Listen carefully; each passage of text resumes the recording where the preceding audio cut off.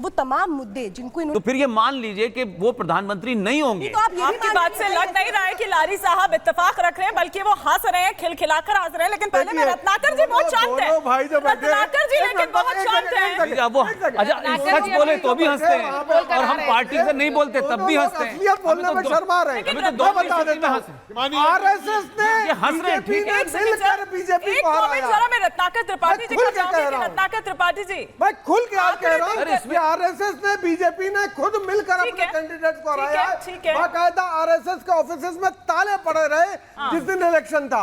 आपको ताज्जुब होगा, लखनऊ की बात बता रहा हूं, लखनऊ डीएम राजाजीपुरम के ऑफिस में, आरएसएस के ऑफिस में ताला खुलवाने गया और लोगों को बुला के लाया कि आप ताला खोलिए, बैठिए और लोगों को वोट दिलवाइए। उन्होंने कहा चलो भागो यहां से। प्रोफेसर का बिल्कुल ये लखनऊ की हालत बता रहा हूं। देखिए, मैं एक स्टेशन में एक छोटी सी बात ऐड करना चाहता हूं। 2014 के इलेक्शन में एक बहुत बड़ा यूथ का तबका था जो एबीवीपी का नहीं था, संघ का नहीं था, बीजेपी का नहीं था, लेकिन उस तबके ने मोदी जी को वोट दी थी। 219 में भी ये हुआ, उस तबके ने उसको वोट दी। लेकिन ऐसे यूथ की, ऐसे तबके की बीजेपी और संघ ने इज्जत नहीं की, उसको जगह नहीं दी। दिल्ली यूनिवर्सिटी के अंदर 4000 अपॉइंटमेंट हुआ, डूटा में सिर्फ BJP is there, so everything will be fine. The Radharaman ji will take care. रानी ध्यान रखेंगी, ये कह रही है हेमा मालिनी। हेमा मालिनी अपनी सीट, मथुरा की सीट, इस वक्त आंकड़ों के हिसाब से जो ट्रेंड्स हैं वो लीड कर रही हैं, वो अपनी सीट शायद निकाल लेंगी और इसीलिए ये चर्चा है। Simultaneously, all the diaspora of Kerala have also called their families to tell that vote Modi, because of him our esteem in these countries where we are working has gone up. India's stature has risen and Modi is the reason, and therefore they also requested their families to vote for Modi. People have voted with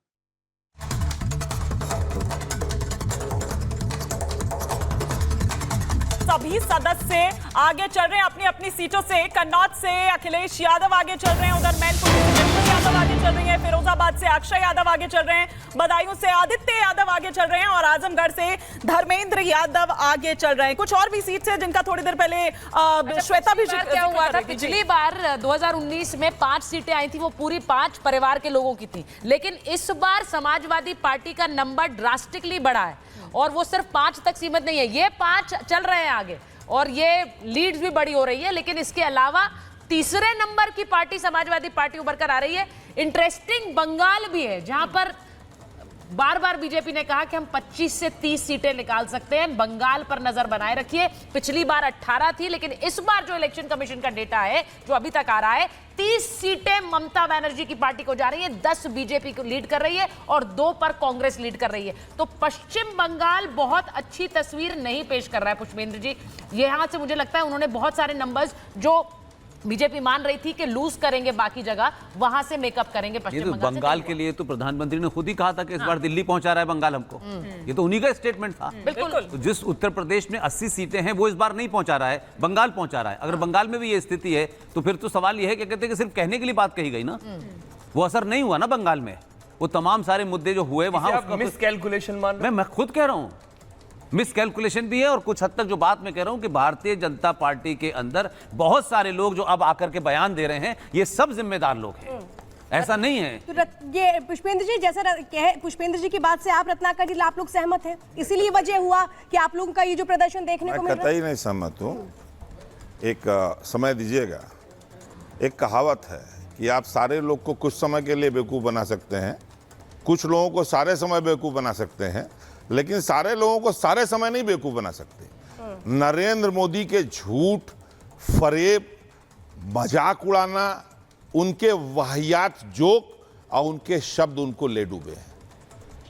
Akhil Kumar ji बीच मत बोलिएगा, ये बात 1 तारीख से मैं आपके studio में कह रहा हूं। मेरे यहां आने के पहले मुझे भाजपा के लोगों ने रात को 1 बजे रोक करके मैंगो शेक पिला के सिर्फ एक रिक्वेस्ट किया।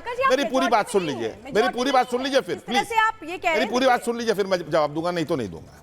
उन्होंने मुझसे बस ये कहा कि अगर आप टीवी पे बोलते हैं तो इस बार ये पूछिएगा कि हम लोग 33 साल से काम कर रहे हैं, हम सिर्फ दरी उठाएंगे, मेयर मोदी फीडबैक दे रहा है, लेकिन इनको किसी से कोई फीडबैक लेना, किसी दूसरे आदमी, क्या कोई इंटेलेक्चुअल हो सकता है, कोई फीडबैक दे सकता है, कोई इनको कुछ कर सकता है या नहीं कर सकते? मैं आपको बताता हूं, मनोज तिवारी के यहां मैंने, तो मैं कन्हैया के बहुत खिलाफ हूं, बहुत रीजन से खिलाफ हूं।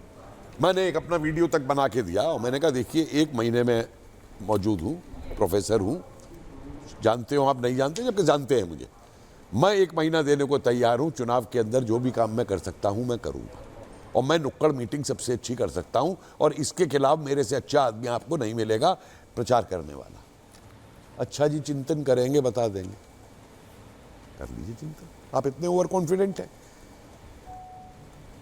लेकिन यही अगर ठीक, कांग्रेस में, एक बात, मैं कांग्रेस का क्रिटिक हूं, क्रिटिक रहूंगा हमेशा, लेकिन एक कांग्रेस के अंदर चीज थी कि कांग्रेस कम से कम दूसरी चीज को असेस करती थी या किसी इंटेलेक्चुअल को इज्जत देती थी। बीजेपी के अंदर आप कितना कुछ कर लें, आप इतिहास लिख लें, अरे 10 साल में एक इतिहास की किताब नहीं बदल पाई है बीजेपी। कपिल जी, एक बात तो मानेंगे ना कि जो भी अभी फिलहाल रुझान आ रहे हैं, चलिए इंतजार कर लेंगे नतीजों का, एक बात तो बहुत क्लियर है ना कि ये समझा जाता था कि नहीं, जो जनता है वो एक तरफ जा रही है और उसके मन में यही है, तो वो सारी चीजें बदल रही हैं। नहीं, मैं ईमानदारी से आपको बताता हूं, जो बात इन्होंने भी कही